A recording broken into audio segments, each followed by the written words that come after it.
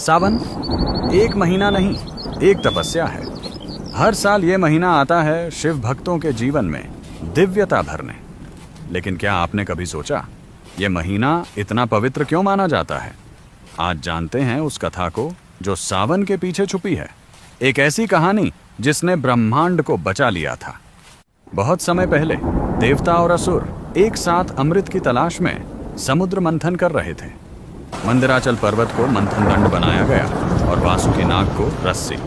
पूरा सागर हिल उठा, गगन गरजने लगा और शुरू हुआ इतिहास का सबसे बड़ा चमत्कार। लेकिन अमृत से पहले निकला हलाहल, एक घातक विष, इतना भयंकर कि उसकी ज्वाला से देवता, चींटी और संपूर्ण सृष्टि डर गई।